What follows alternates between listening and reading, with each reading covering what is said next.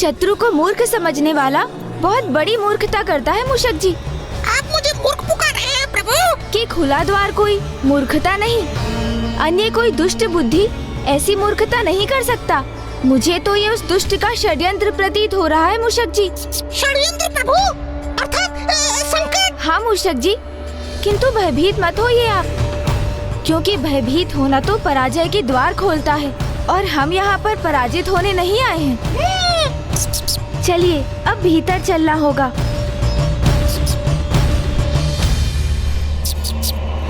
अब तुम्हारी रक्षा करने कोई भी आए, चाहे देवी आदि शक्ति या फिर उनकी अर्ध शक्ति, जो भी यहाँ आएगा प्रवेश करने के उपरांत लौट नहीं सकेगा।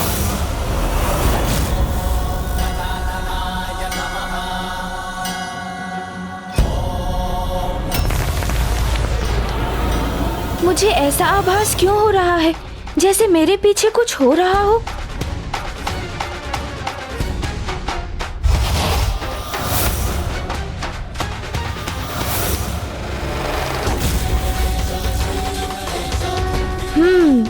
कदाचित ये मेरा भ्रम ही होगा।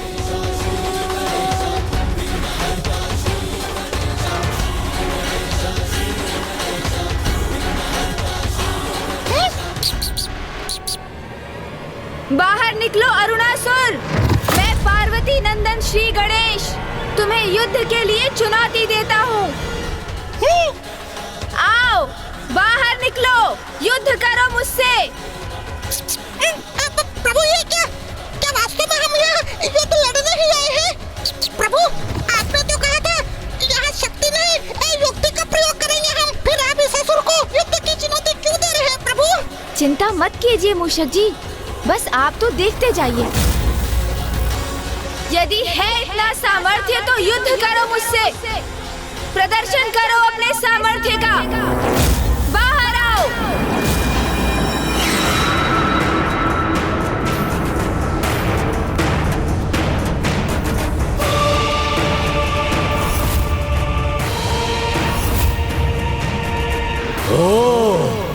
तो देवी स्वयं नहीं आई यहाँ, उसने अपने पुत्र को भेजा है। कोई बात नहीं, शीघ्र तुम्हारे साथ वो भी मेरा बंदी बनेगा। तब तो देवी स्वयं आने में विवश हो जाएगी ना।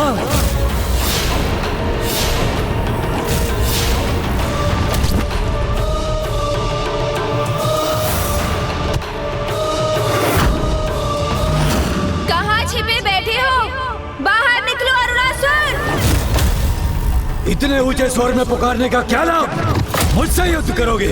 इतना विश्वास है अपने सामर्थ्य पर तो स्वयं ये भीतर क्यों नहीं आ जाते? तो फिर तनिक प्रतीक्षा करो असुर, पार्वती नंदन गणेश स्वयं आ रहा है।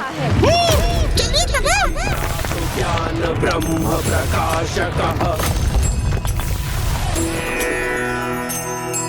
मैं भी तो देखूं कौन है ये गणेश जिसने मुझे चुनौती देने का साहस किया। मोहासुरस्य शत्रुर्वै आहुवाहनगः स्मृतः। ओम गजानन। यदि तुम विशाल हो तो मैं अति विशाल हूँ।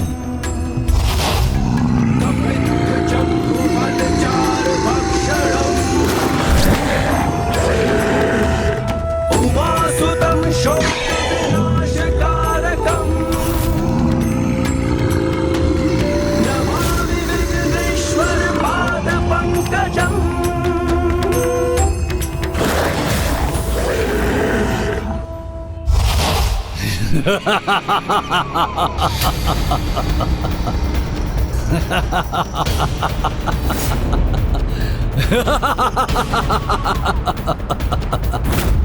क्या सोचा था और क्या निकला? कहाँ मैंने महायोद्धा की कल्पना की थी और ये गजमुख बालक आ गया मेरे समक्ष। ये तो वही कहावत सिद्ध हो गई, खोदा पहाड़ और निकला चूहा। चूहा नहीं, मूषक। अर्थात मूषक जी का आगमन तो अभी शेष है। हाँ, वो तो मेरे वाहन है। प्रभु, मैं आ गया प्रभु।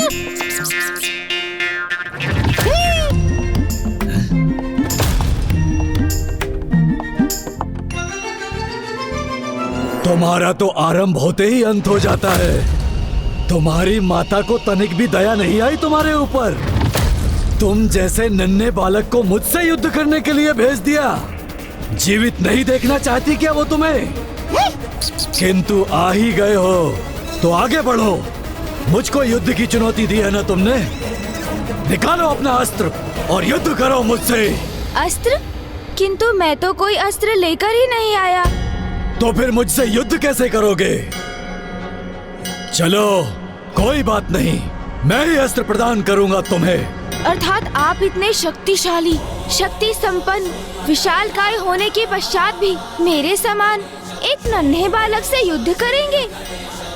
क्या ऐसा युद्ध आप जैसे शक्तिशाली असुर को शोभा देता है भला? स्वयं युद्ध के लिए ललकारते भी हो और स्वयं पीछे हटने का उपाय भी सोचते हो। अरे नहीं नहीं असुर जी, मैं पीछे नहीं हट रहा हूँ। किंतु युद्ध एक ही प्रकार का कहाँ होता है? उसके तो अनेक प्रकार होते हैं ना। जैसे रण युद्ध जो सेनाओं के मध्य होता है, मल्ली युद्ध जो दो योद्धाओं के मध्य भुजाओं की शक्ति से होता है, गृह युद्ध जिसके अस्त्र राजनीतिक दाव पेच होते हैं, और फिर जीवन का युद्ध जो अनेकों संघर्षों से भरा होता है। ए तुच्छ बालक, मत करो अपने ज्ञान का बखान। ये बताओ मुझसे कौन सा युद्ध करना चाहते हो तुम? वाक युद्ध। ओहो, तो प्रभु शक्ति से नहीं बुद्धि से युद्ध करने आए हैं। हाँ, वाक युद्ध जो बुद्धि और शब्दों से किया जाता है। वाक युद्ध?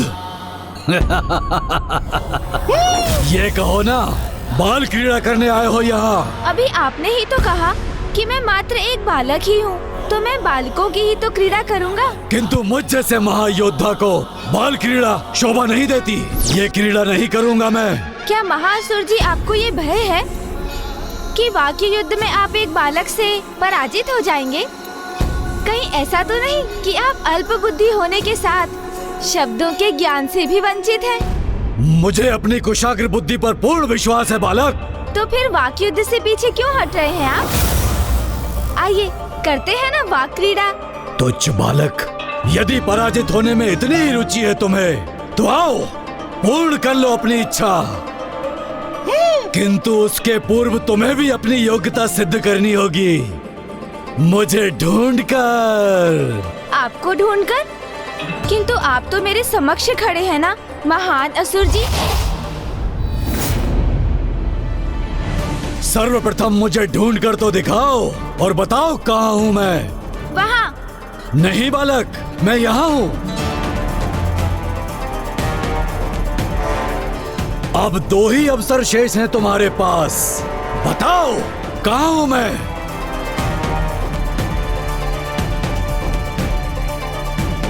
वहाँ। वहाँ नहीं, यहाँ हूँ मैं गजमुख बालक। चलो अब तुम्हारा ये अंतिम अवसर है, बताओ कहाँ हूँ मैं।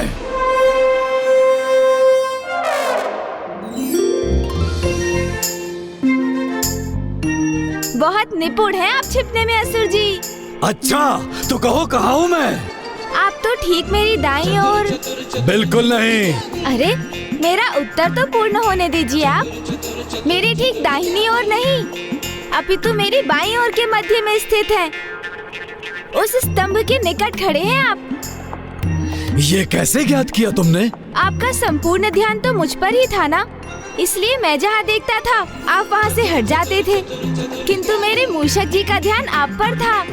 देखिए ना, आपकी पूंछ अभी भी उनके मुख में है।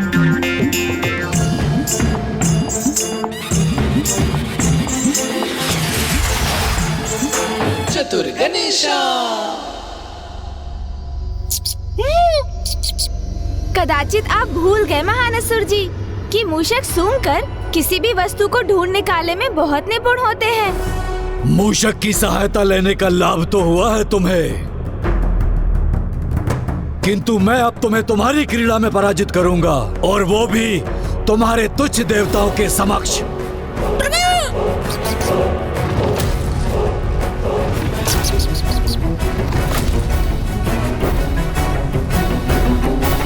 तो यहाँ बंदी है सभी देवता।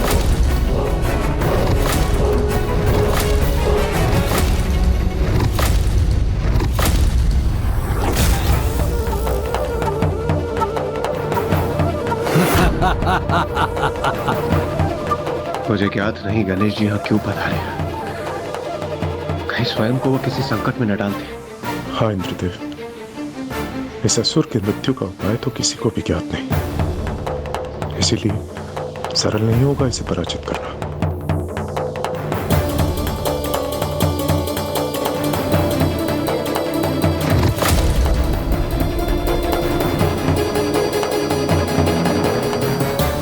मेरी राजसभा में मेरे अतिरिक्त किसी के लिए कोई आसन नहीं। आप चिंता मत कीजिए असुर जी, मैं अपना आसन अपने साथ लेकर चलता हूँ। कहाँ है इस तुच्छ बालक का आसन? मूषक जी। प्रभु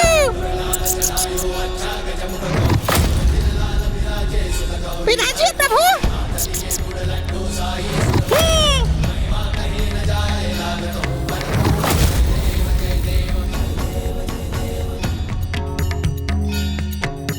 तुम्हारे साथ तो वाकयुद्ध बड़ा ही रोचक होगा, परंतु क्रीड़ा में आनंद तभी आएगा जब उसमें कुछ दांव पर लगा हो।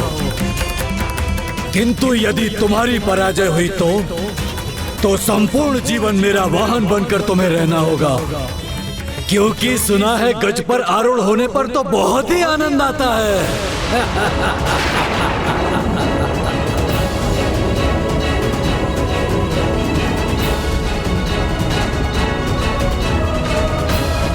उचित है, स्वीकार है मुझे। किंतु यदि आप पराजित हुए तो आपको भी बिना संकोच किए मेरे एक प्रश्न का उत्तर देना होगा, और वो भी मात्र सत्य।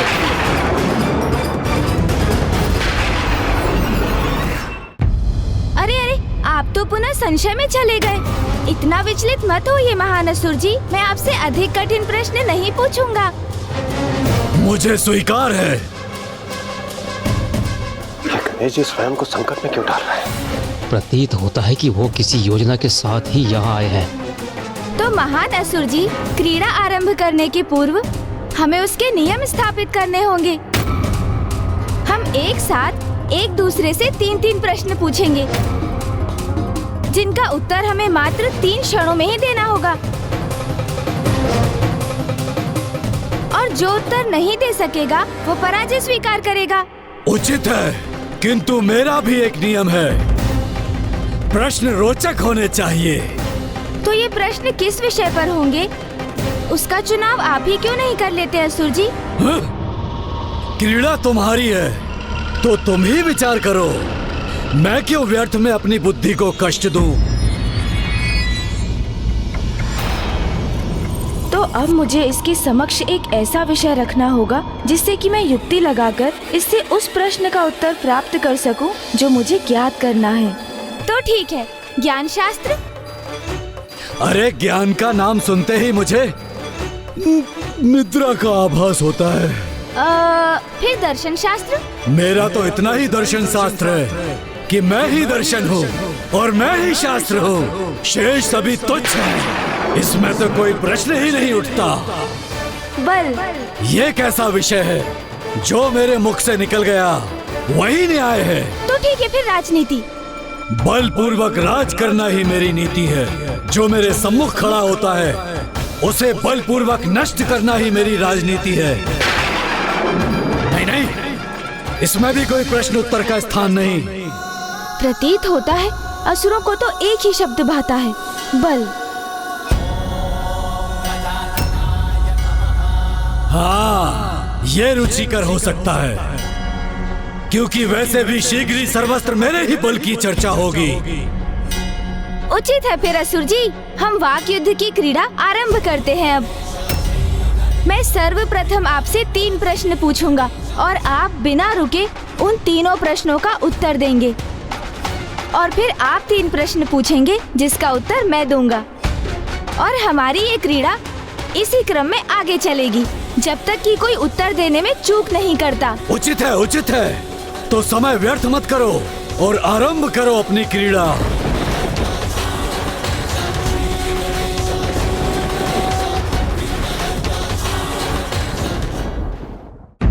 बल का वास्तविक अर्थ क्या है? शासक के समक्ष शेष सभी तुच्छ होते हैं।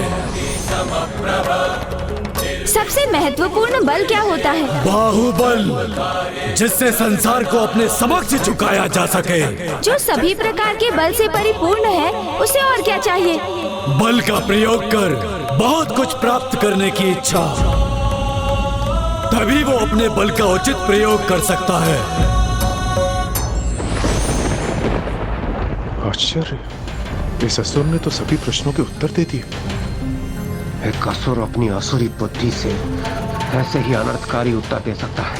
अब मैं पूछूंगा, किंतु प्रश्न वही होंगे जो तुमने पूछे। उत्तर देने के पूर्व विलंब मत करना गजमुख बालक। बल का वास्तविक अर्थ क्या है? उद्धार। बल से किसी असहाय पीड़ित की सहायता और उद्धार न किया जाए तो वो बल व्यर्थ हो जाता है महान असुर जी। सबसे महत्वपूर्ण बल क्या है?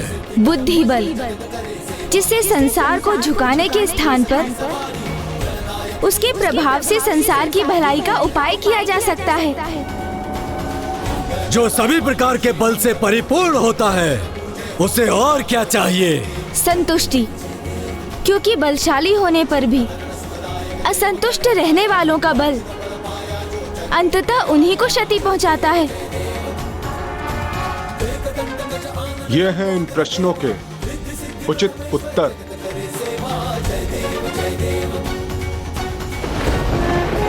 अब पुनः आपको मेरे प्रश्नों के उत्तर देने होंगे, किंतु सचेत रहिएगा। आपने उत्तर नहीं दिया अथवा अधिक समय लिया तो आप पराजित हो जाएंगे असुर जी।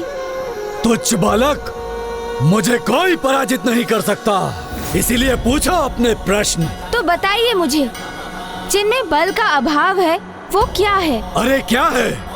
व्यर्थ है वो, निरर्थक है उनका जीवन। जो बलहीन है तो वो अपना जीवन सार्थक करने हेतु स्वयं को कैसे बलशाली बना सकते हैं? वरदान की शक्ति से।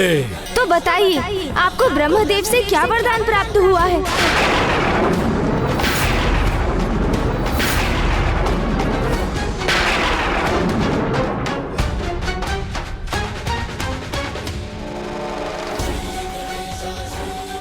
तो अब मैं समझा, ये वाक युद्ध प्रथम पूज्य गणेश जी की एक युक्ति है। इस दुष्ट को उसके मुख से उसके ही वरदान अर्थात उसके वध का रहस्य ज्ञात करना चाहते हैं प्रथम पूज्य गणेश जी। अद्भुत है प्रथम पूज्य गणेश जी की बुद्धि। यदि यह दुष्ट उनके इस प्रश्न का उत्तर देता है तो स्वयं अपने ही मुख से अपने वध के रहस्य को उजागर करता है, और यदि प्रश्न का उत्तर नहीं देता है तो वह इस वाक युद्ध में पराजित होकर गणेश जी के एक प्रश्न का उत्तर देने के लिए बाध्य होगा।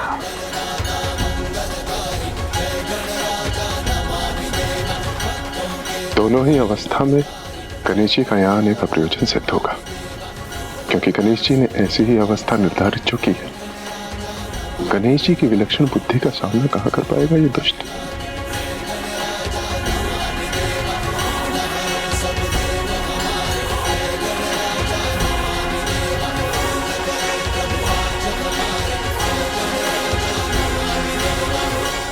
यदि कार्य सुई से हो तो वहाँ तलवार उठाना व्यर्थ है। उसी प्रकार जहाँ कोई कार्य बुद्धि से बनने की संभावना हो, वहाँ बल का प्रयोग कदापि नहीं करना चाहिए।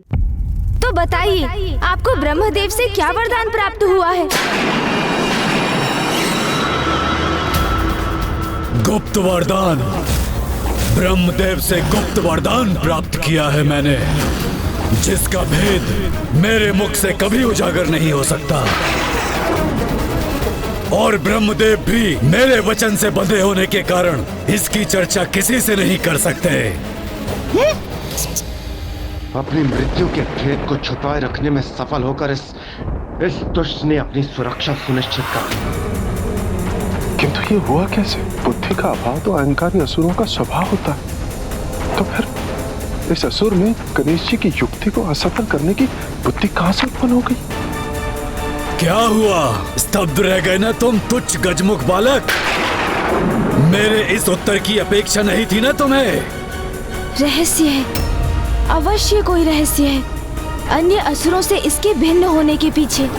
अब अपनी माला का जाप संपन्न करके अनंत पीड़ा दूंगा तुम्हें और तुम्हारी इस क्रीड़ा का अंत करूंगा मैं। एक कीट के समान मसल के रख दूंगा तुझे तुच्छ गजमुख।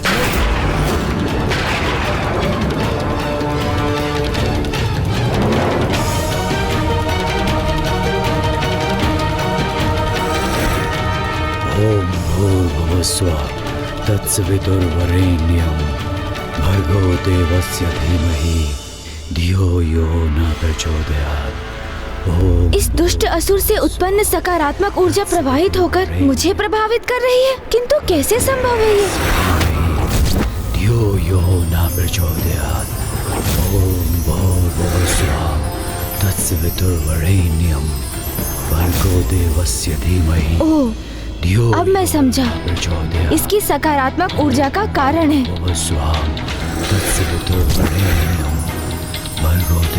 अर्थात ये अवश्य किसी वैदिक मंत्र का जाप कर रहा है।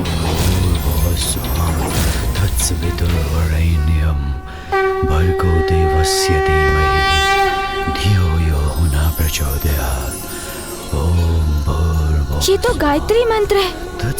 विश्वास नहीं होता, ये दुष्ट असुर माँ गायत्री का उपासक है। ओम भूर्भुवः स्वः तत्सवितुर्वरेण्यं भर्गो देवस्य धीमहि धियो यो न प्रचोदयात्। ओम भूर्भुवः स्वः तत्सवितुर्वरेण्यं भर्गो देवस्य धीमहि धियो यो न प्रचोदयात्। तो इसलिए अपने जाल में उलझा नहीं सका इसे, क्योंकि जो कोई भी गायत्री मंत्र का जाप करता है बुद्धि, ज्ञान और एकाग्रता से समृद्ध हो जाता है और उसे किसी भी प्रकार से भ्रमित करना असंभव हो जाता है।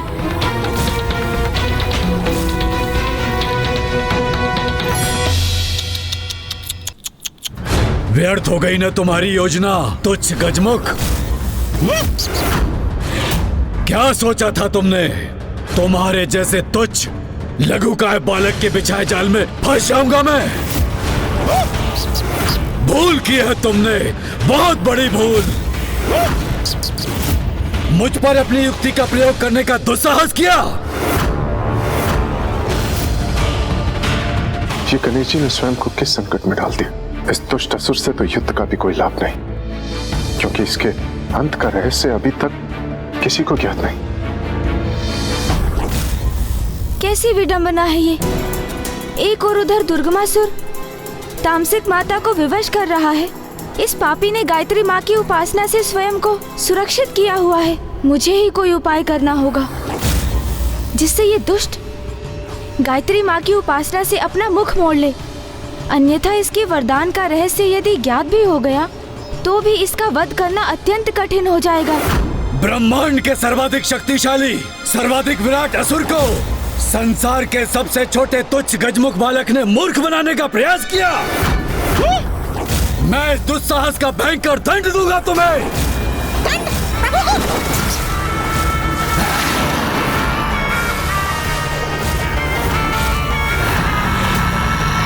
समझ गया।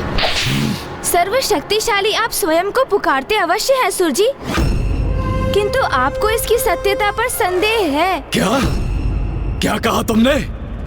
संदेह? और मुझे अपने बल पर? असंभव।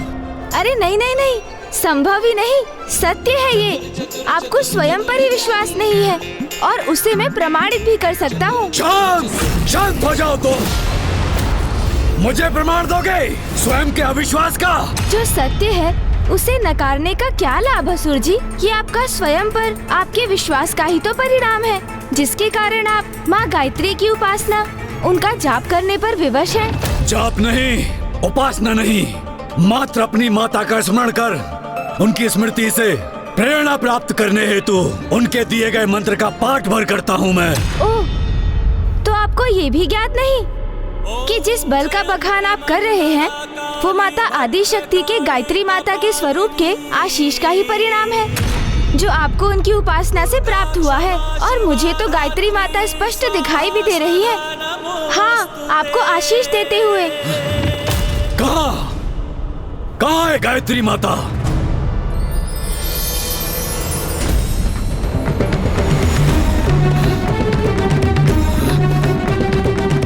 यहाँ तो कोई नहीं है गजमुख बालक। मुझे पुनः मूर्ख बनाने का प्रयास कर रहे हो तुम। माता के मंत्र के जाप से आपके अंतर में ज्ञान का प्रकाश अवश्य जागृत हुआ है असुर जी, किंतु आपके नेत्रों पर छाई अहंकार की काली छाया अभी भी आपकी दृष्टि बाधित कर रही है।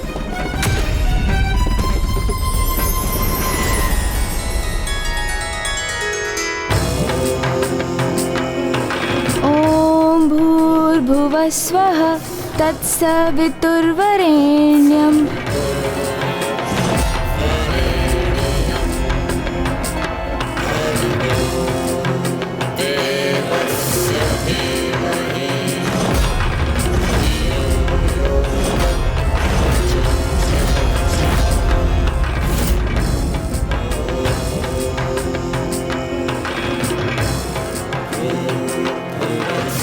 गणेश जी माता गायत्री का मंत्र जाप कर रहे हैं, कदाचित इसीलिए वो उनकी सकारात्मक ऊर्जा एवं शक्ति को स्वयं में ग्रहण कर पा रहे हैं।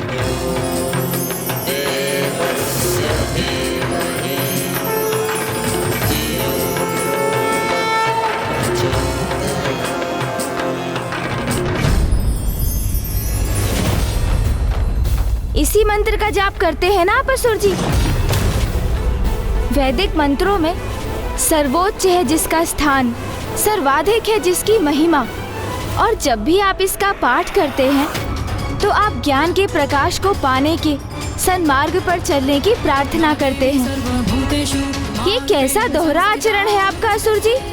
जिन माता आदि शक्ति का विरोध कर उनसे युद्ध करने की आप इच्छा प्रकट कर रहे हैं, उन्हीं की पूजा कर उनसे बल प्राप्त करते हैं। भले ही दंभवश उनकी शक्ति की सत्ता को तो आप स्वीकार नहीं करते, किंतु अवश्य ही भीतर उनको स्वयं से श्रेष्ठ मानकर उनकी पूजा भी करते हैं आप। कैसा परिहास है ये तुम्हारा बालक?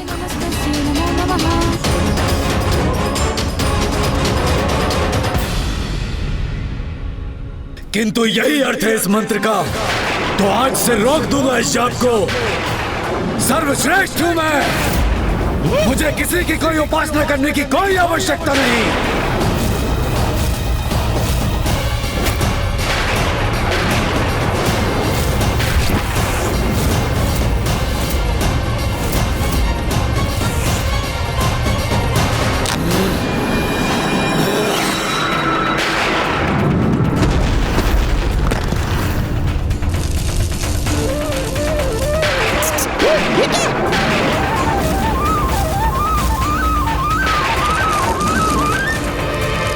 सत्य है, विनाश काले विपरीत बुद्धि।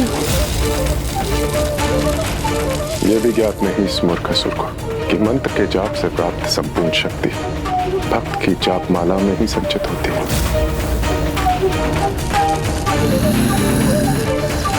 जिस माला को सदैव अपने कंठ में धारण करना चाहिए था उसे ही छिन्न भिन्न कर दिया इस दुष्ट ने, और अपने जाप से संचित शक्तियों को, उसके प्रभाव को क्षण भर में खो दिया इसने सब कुछ।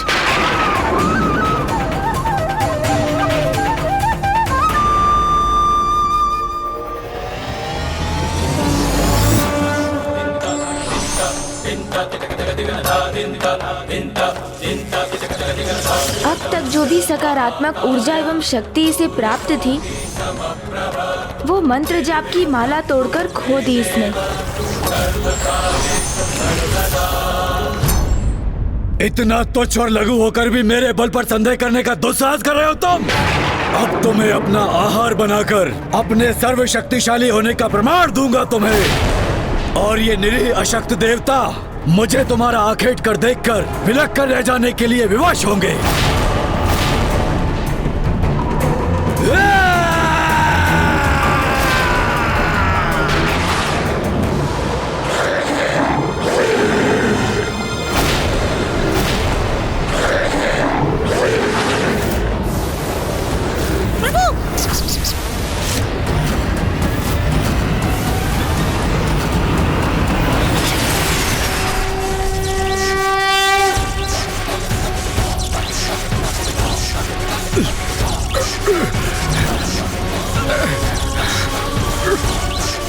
अद्भुत है प्रथम पूज्य गणेश जी की शक्ति।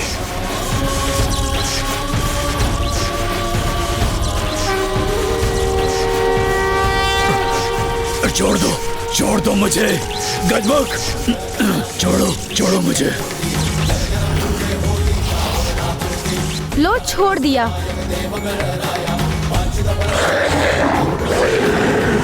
चलिए मूषक जी, जिस कार्य के लिए आए थे वो तो हुआ नहीं, किंतु उससे भी अधिक महत्वपूर्ण कार्य संपन्न किया है हमने। इस दुष्ट की गायत्री माता की उपासना भंग करवा दी हमने। देवगणों, कुछ समय के लिए धीरज रखिए, माता स्वयं आकर आप सबको अवश्य रक्षित करेंगी।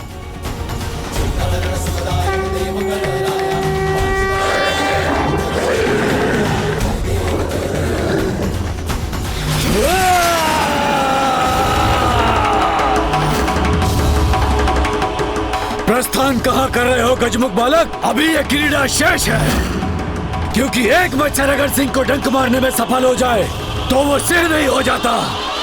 मैंने तुम्हें कम आंकने की भूल अवश्य की थी, किंतु तुम्हें अरुणासुर की वास्तविक शक्ति का परिचय अब ज्ञात होगा।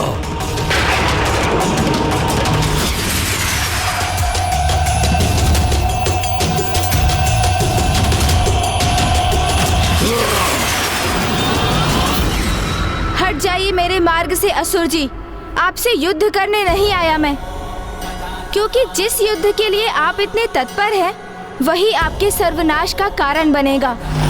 वो युद्ध निकट भविष्य में अवश्य होगा, किंतु अभी मुझे रोकने का कोई लाभ नहीं। मुझे जाने का मार्ग दीजिए। अच्छा, जाना चाहते हो यहाँ से? तो प्रयास करके देख लो। तुम्हारा भाग्य यहाँ तुम्हारी मृत्यु के लिए लेके आया है, जो मेरे द्वारा नियत है। तो जाओ। यदि गणेश जी आगे बढ़े तो वो संकट में आ जाएंगे। यहाँ से बाहर जाने वाले मार्ग में तो इस असुर ने भयंकर जाल बिछा रखे। हमें कैसे भी गणेश जी को सावधान करना होगा। थल और आकाश दोनों मार्ग से भीषण लावे का संकट है। गणेश जी, गणेश जी, गणेश जी, गणेश जी। ये तुच्छ देवता कितना भी प्रयास कर लें, किंतु ये तुच्छ गजमुख को सावधान नहीं कर सकेंगे। गणेश जी!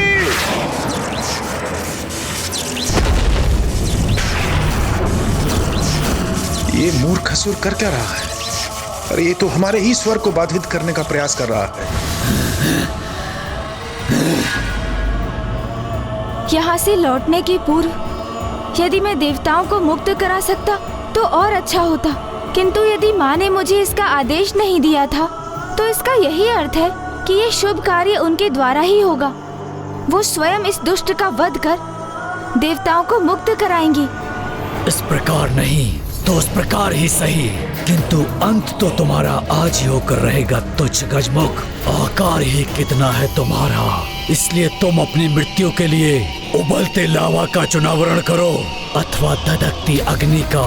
दोनों ही क्षण भर में तुम्हारा अस्तित्व मिटा देंगे।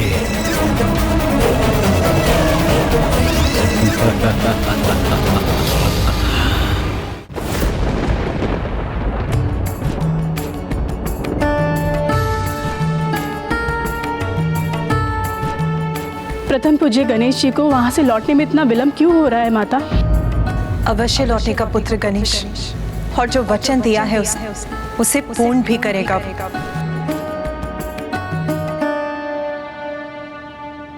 माँ को गणेश पर पूर्ण विश्वास है, किंतु मैं अपनी चिंता कैसे शांत करूं?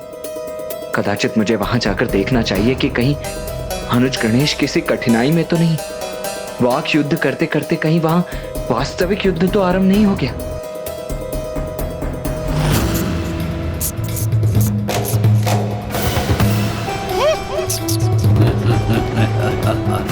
अब कुछ ही पल शेष हैं इस तुच्छ गजमुख के जीवन के।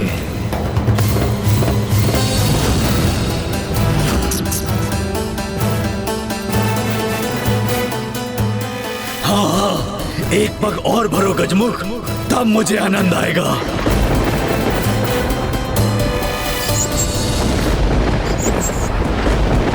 रुक जाइए मूषक जी।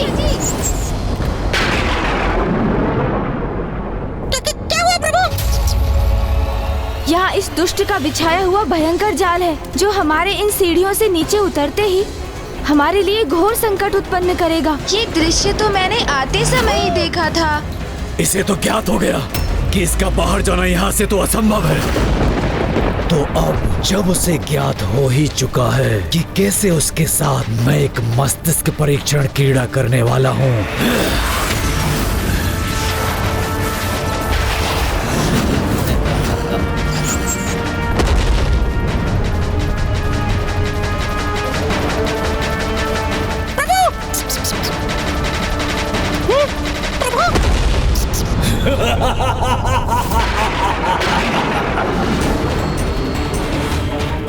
अब तुम्हारे समक्ष दो ही मार्ग हैं। प्रथम, मुझसे युद्ध कर अपनी मृत्यु स्वीकार करो, अथवा यहाँ से जाने की चेष्टा करो। किंतु स्मरण रखना, यदि तुमने थल मार्ग से जाने का प्रयास किया तो उबलता हुआ लावा तुम्हें पिघला देगा, और आकाश मार्ग से जाने का प्रयास किया तो धधकती हुई ज्वाला से झुलसकर नष्ट हो जाओगे तुम। तुम्हारे जैसे छोटे गजमुख को यहाँ आने से पूर्व अनेक बार विचार करना चाहिए था।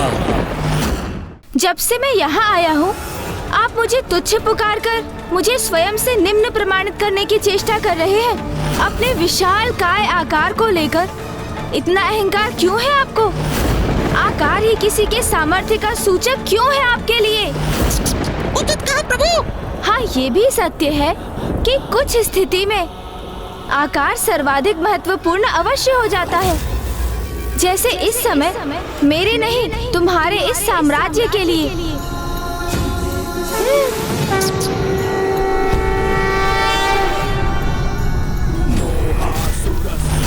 अरे ये तुच्छ छोटा सा गजमुख बालक इतना विशाल काय कैसे हो गया?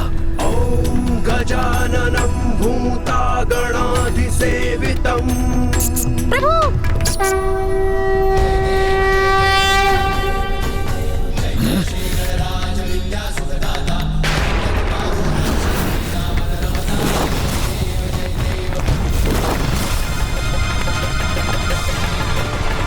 इसके बाहर के प्रभाव से ये स्थल भी विभक्त हो गया, जिसके कारण मेरा भवन वो नष्ट हो रहा है।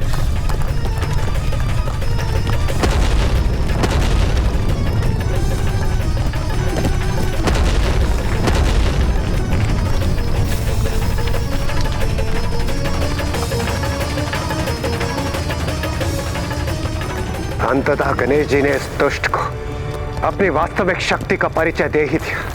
मेरे विचार से आज हम दोनों ने एक अत्यंत महत्वपूर्ण पाठ सीखा है कि हमें अपने शत्रु को कभी कम नहीं आंकना चाहिए।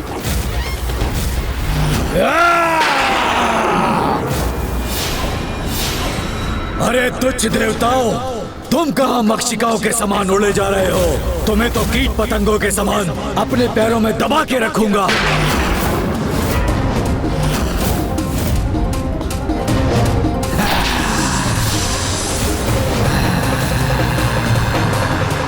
मूर्खसुर, जिनके पुत्र ने तुम्हारी ऐसी अवस्था की है, जब वो स्वयं यहाँ पधारेंगी तो तुम्हारी कैसी दुर्दशा करेगी, ये तो तुम्हें ज्ञात हो ही गया होगा।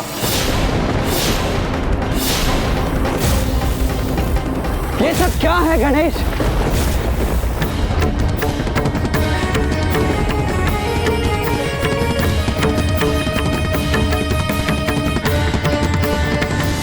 यहाँ क्या करने आए थे तुम? और ये सब क्या कर दिया तुमने? शक्ति प्रदर्शन में देखो कितना विनाश कर दिया है तुमने। और माँ को दिया हुआ वचन, जिस कार्य के लिए उन्होंने तुम्हें यहाँ भेजा था, वो पूर्ण किया ना तुमने? क्या उस असुर के वध का उपाय ज्ञात कर सके तुम? उत्तर दो गणेश। नहीं भैया, किंतु उस दुष्ट को एक उचित पाठ पढ़ाने की बहुत आवश्यकता थी।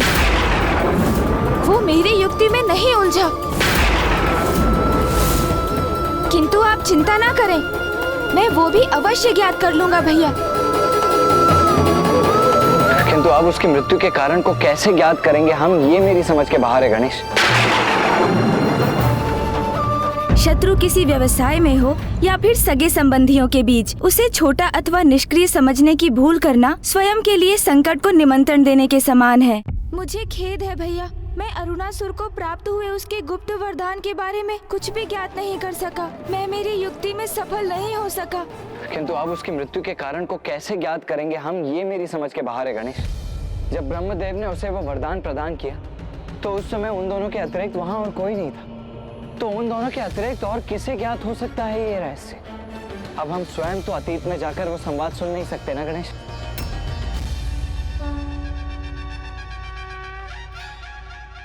अब क्या हुआ गणेश? अचानक तुम्हारे मुख पर ये आशा की किरण का क्या कारण है? इस गुत्थी को सुलझाने का उपाय मेरे मन में कौंध गया है भैया। भैया मुझे उनका परिचय ज्ञात है, जिनकी दृष्टि से कुछ भी नहीं छिपा है। मैं कुछ समझा नहीं गणेश, कौन है वो? समय अर्थात काल।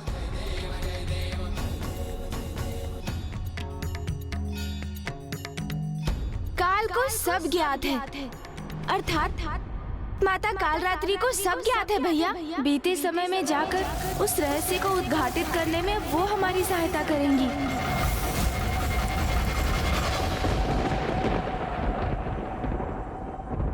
देखा मेरा प्रभाव गणेश, मेरा आगमन होते ही तुम्हें इतनी जटिल समस्या का समाधान भी प्राप्त हो गया। किंतु इस जटिल समस्या का समाधान तो मेरी बुद्धि में ही उत्पन्न हुआ ना। हाँ, किंतु है तो ये मेरा ही प्रभाव ना। देखा देखा आपने मूषक जी, कैसे मेरी बुद्धिमानी का श्रेय भी भैया ने स्वयं अपने पर ले लिया। किंतु प्रभु, ये भी तो हो सकता है यह मुझ बुद्धिमान की उपस्थिति के कारण आपको ये विचार आया हो।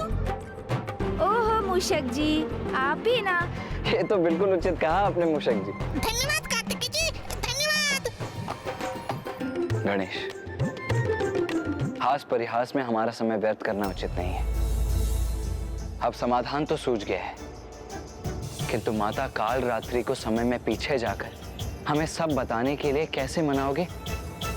क्योंकि दुर्गमासुर से भेंट होने के पश्चात से ही वो तो अत्यंत क्रोधित हैं। दुष्टों को समझाना नहीं, उनका संहार करना है मेरा स्वभाव। इसीलिए मुझे उसका संहार करने भेजना चाहिए था आपको। किसी भी विकट परिस्थिति को सुलझाने के लिए साम दाम दंड भेद का प्रयोग करना होता है, और मैं भी ऐसा ही करूंगा। माता के क्रोध की कटुता अपने मीठे मीठे वचनों की मिश्री से मिटा दूंगा मैं। उनका ऐसा मनोहार करूंगा मैं कि वो अवश्य मान जाएंगी भैया। किंतु गणेश, बहुत भयंकर होता है उनका क्रोध, उन्हें मनाना इतना सरल नहीं है। अरे आप देखते जाइए ना भैया, कितनी सरलता से मनाता हूँ मैं उन्हें। ऐसी प्रशंसा करूंगा उनकी मैं कि वो मुझसे प्रसन्न होकर मुझे दर्शन अवश्य देंगी। हाँ, ये तो सत्य है गणेश। जो अत्यधिक क्रोध करते हैं उनका हृदय बड़ा सरल होता है, और थोड़े से मनोहार से भी वो शांत हो जाते हैं। तो माता काल रात्रि को मनाने की तुम्हारी ये युक्ति कदाचित सर्वथा उचित है। हाँ, किंतु हम उन्हें बुलाएंगे कैसे? श्रद्धा और निष्ठा से उनका आवाहन कर।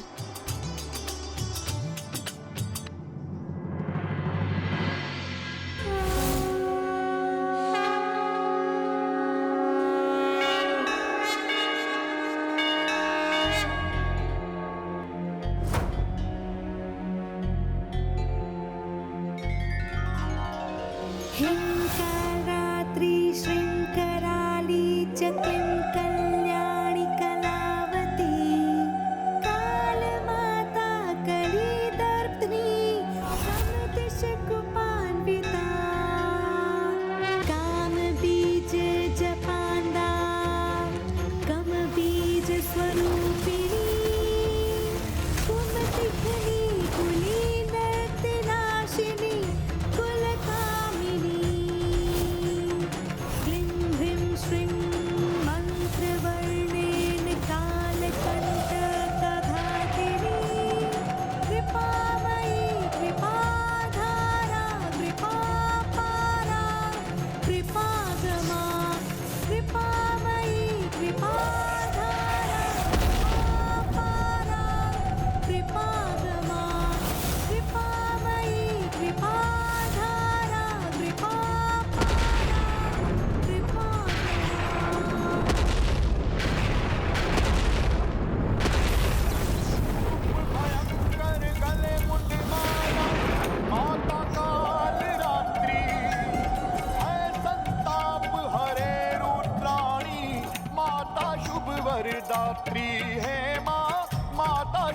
वरदात्री है माँ, माता शुभ वरदात्री।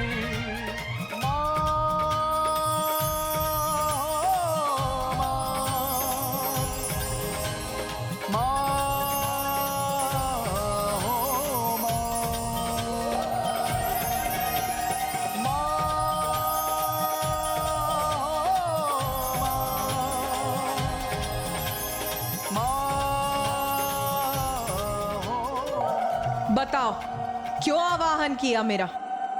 माता, मेरी विकट समस्या आप ही समझ सकती हैं और उसका समाधान भी आप ही मुझे बता सकती हैं। क्योंकि जो पूर्व में अवस्था आपकी थी वही अवस्था अब मेरी है, इसलिए मैंने आपका आवाहन किया है माता। क्योंकि माता, जिस प्रकार माँ ने आपको दुर्गमासुर को समझाने के लिए भेजा था, वैसे ही मैं भी माँ के आदेश से अरुणासुर के पास जाने के लिए विवश हुआ। और फिर? किंतु माता, यदि कोई दुष्ट अहंकारी कुछ समझना ही ना चाहे तो उसे भला कोई कैसे समझा सकता है? जैसे आप दुर्गमासुर को समझाने में असफल हुई, उसी प्रकार अरुणासुर की मृत्यु का रहस्य ज्ञात करने में मुझे भी असफलता का सामना करना पड़ा माता। किंतु अब आप ही बताइए ना माता, यदि शीघ्र ही ऐसे दुष्टों का अंत नहीं किया गया तो वे इसी प्रकार पाप कर्मों में लिप्त रहेंगे और पृथ्वी देवी उनके पापों का भार सहने के लिए विवश होती रहेंगी। इसीलिए तो मैंने अपना मत व्यक्त किया था कि इन दुष्टों को अभी इसी क्षण नष्ट कर देना चाहिए। हाँ माता, मेरा भी मत आपके ही समान है और आप तो उसी समय उस दुष्ट दुर्गमासुर का वध कर सकती थी। किंतु मैं चाहता भी तो अरुणासुर का वध करने में अक्षम रहता माता। क्यों? ऐसी कौन सी बाधा है जो तुम्हें अक्षम्य बनाती है? यही माता कि अरुणासुर का मुझे क्या, किसी को उसके वध का उपाय ज्ञात नहीं। ब्रह्मदेव का वरदान और उस वरदान को गुप्त रहने का वचन दोनों ही प्राप्त है उस दुष्ट को। इसलिए जो रहस्य ब्रह्मदेव उजागर नहीं कर सकते वो मैं स्वयं ज्ञात करने गया था माता, किंतु असफल हो गया और अब प्रथम बार माँ के आदेश का पालन करने में असफल होकर लौटना होगा मुझे। किंतु अपना ये असफल लज्जित मुख कैसे दिखाऊंगा माँ को मैं? मेरी असफलता से तो उन्हें बहुत दुख होगा ना माता। और वो तो यही कहेंगी ना माता कि पुत्र, तुम अरुणासुर के वध के रहस्य को उजागर नहीं कर सके, तो उसका वध कैसे करोगे तुम? ऐसा कुछ नहीं होगा पुत्र, तुम निश्चिंत रहो। अरुणासुर का भेद मैं तुम्हें बताऊंगी। कहा था ना भैया कि सरलता से माता को मनुहार से मना लूंगा मैं। चतुर गणेशा, तुम्हें निराश होकर नहीं लौटने दूंगी मैं। काल चक्र को विपरीत दिशा में घुमाकर अतीत का वो दृश्य उत्पन्न करूंगी जब अरुणासुर को वो वरदान प्राप्त हुआ था।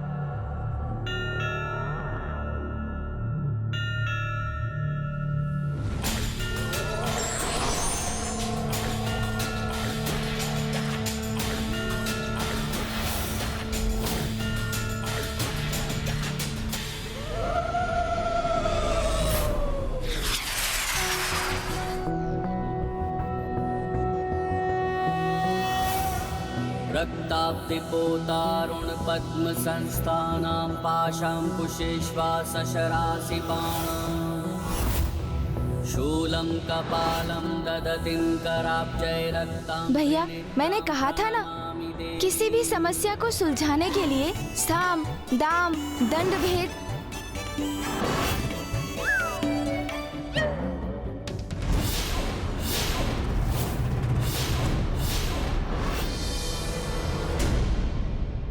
अरे माता, यहाँ क्यों रुक गई आप? ये तो वो दृश्य नहीं है जो हमें देखना है।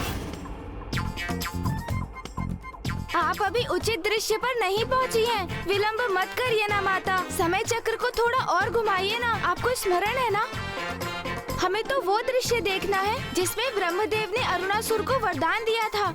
हाँ माता। उचित कहते हो तुम।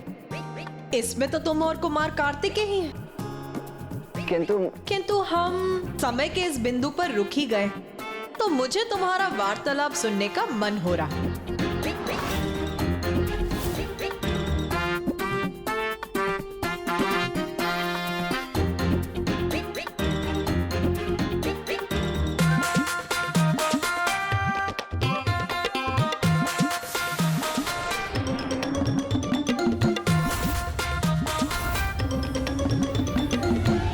विकट परिस्थिति को सुलझाने के लिए साम दाम दंड भेद का प्रयोग करना होता है, और मैं भी ऐसा ही करूंगा। माता के क्रोध की कटुता अपने मीठे मीठे वचनों की मिश्री से मिटा दूंगा मैं। उनका ऐसा मनोहार करूंगा मैं कि वो अवश्य मान जाएंगी भैया। अरे आप देखते जाइए ना भैया, कितनी सरलता से मनाता हूँ मैं उन्हें।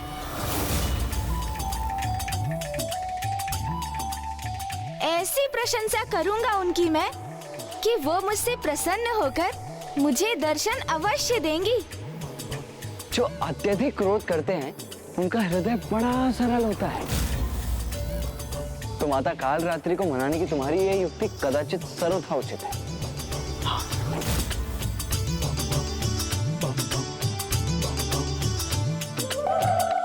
इतना दुस्साहस कि तुम दोनों ने मुझे मूर्ख बनाने का प्रयास किया।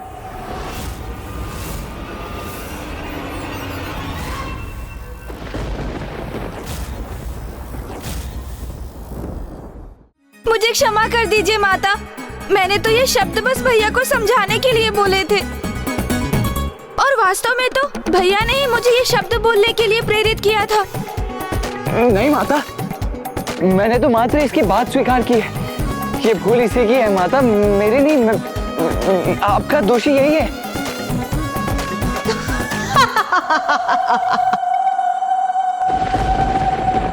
तुम दोनों बहुत चतुर समझते हो ना अपने आप को, किंतु स्मरण रखो, तुम दोनों की माता हूं मैं, और भली भांति समझती हूं मैं तुम दोनों की चतुराई को।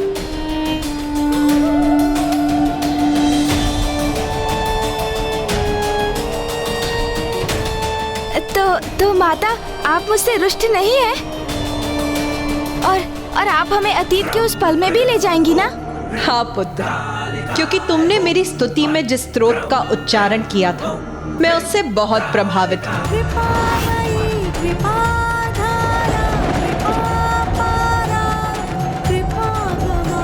इसीलिए आज मैं ये घोषणा करती हूँ कि तुम्हारे समान जो भी मेरे स्तोत्र का उच्चारण करेगा और उसकी अंतिम पंक्तियों को 3 बार दोहराएगा, मैं उसकी सभी भूलों को क्षमा कर उसकी सहायता के लिए सदा प्रस्तुत होंगी। कल्याणी कलावती काल माता कली दर्पणी तम दिश गोपान्विता काम बीज जपांधा तम बीज स्वरूपिणी तुम दिग्नी कुली नर्ति नाशिनी।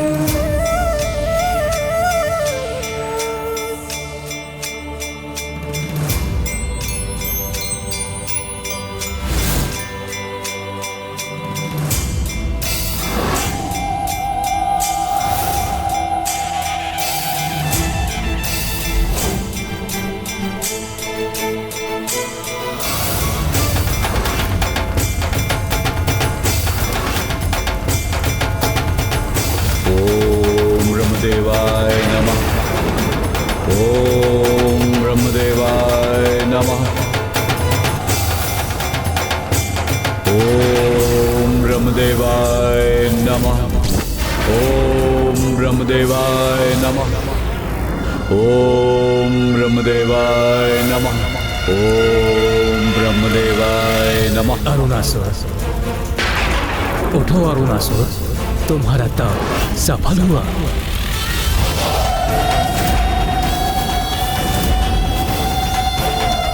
प्रणाम ब्रह्मदेव।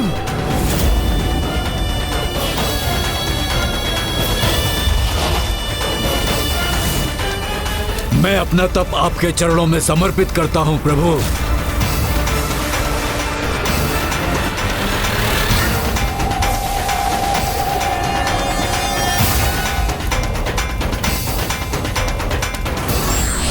और यह भी स्पष्ट करता हूं प्रभु कि मुझे अपने तप और भक्ति के फल स्वरूप अमृत का वरदान चाहिए।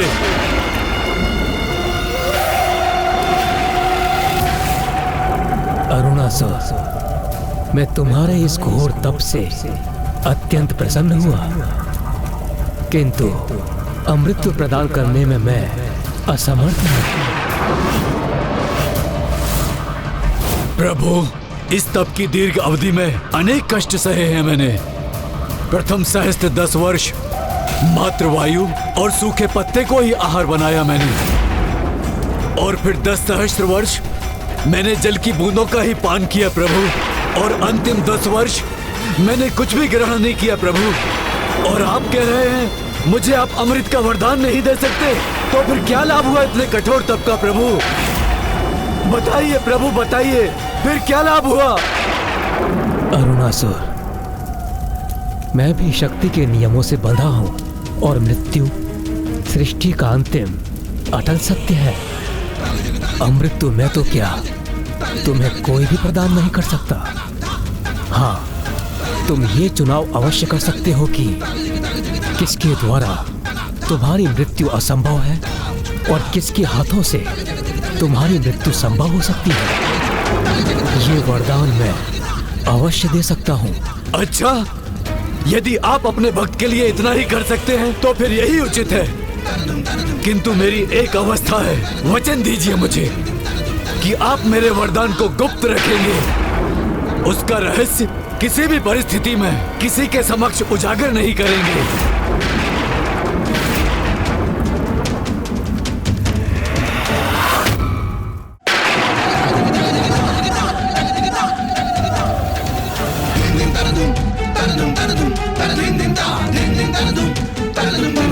उचित है वत्स, अपने कठोर तप से तुमने अधिकार प्राप्त किया है।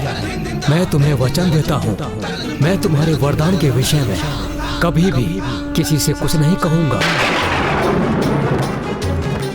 तो फिर मुझे ये वरदान देने की कृपा कीजिए प्रभु कि मेरा वध कोई देवता, असुर, स्त्री, किन्नर, पशु, यक्ष, नाग, गंधर्व द्वारा संभव न हो सके।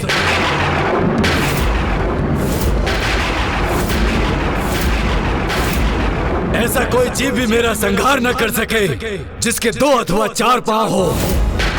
यदि मेरा वध किसी के द्वारा संभव हो, मात्र और मात्र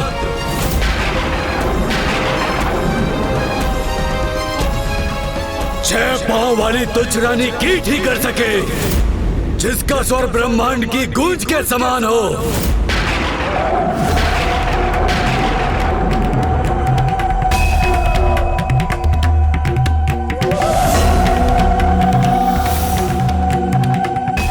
तथास्तु, तथास्तु,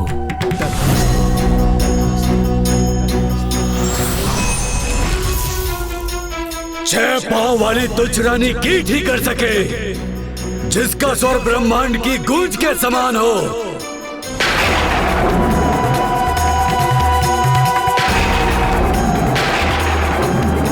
अब तो तुम्हें ज्ञात हो गया ना पुत्र, क्या वरदान प्राप्त किया है उस दुष्ट असुर ने? हाँ माता, उस दुष्ट ने बहुत चतुराई का प्रदर्शन किया है, क्योंकि उसे ये ज्ञात है कि वो गिरगिट होने के कारण अपनी जिह्वा से किसी भी कीट को अपना आहार बना सकता है, और उसने रानी कीट को इसीलिए चुना क्योंकि वो यदा कदा ही गतिशील होती है। किंतु ऐसा कौन सा कीट है जिसके 6 पांव होते हैं और जो ब्रह्मनाद की ध्वनि उत्पन्न करता हो?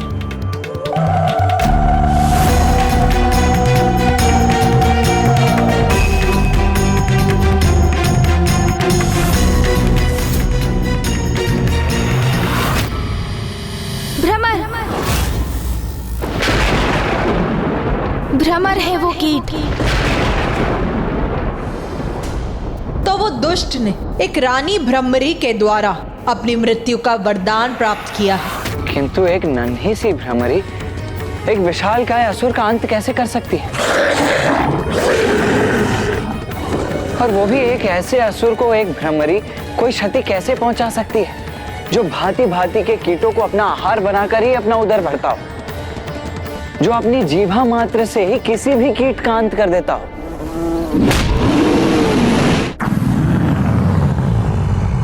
भैया, ये किसी साधारण भ्रमरी के लिए कहाँ संभव है? उसके संहार के लिए तो स्वयं माँ को ही भ्रमरों की रानी भ्रमरी का रूप धारण करना होगा। कितनी अद्भुत और अपूर्व होगी ये घटना, जिसका साक्षी बनने का सौभाग्य प्राप्त करने की बड़ी उत्सुकता से प्रतीक्षा करूंगा मैं।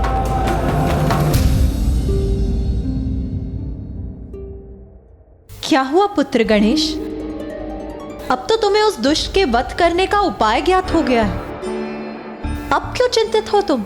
माता, मैं यही सोचकर चिंतित हूँ कि संपूर्ण सृष्टि जिनकी पूजा करती है, समस्त देवियाँ जिनकी सेवा कर स्वयं को धन्य समझ रही थी, स्वयं त्रिदेव जिनकी आरती कर रहे थे, वो जो स्वयं संपूर्ण सृष्टि की सर्वे सर्वा है, जिनके कारण ये अंतरिक्ष और ग्रह है, और जो सभी लोगों के उत्पत्ति के कारण भी है, उन देवी माता आदि शक्ति से एक छोटी सी प्राणी एक लघु भ्रमरी का रूप धारण करने के लिए कैसे अनुरोध करेंगे?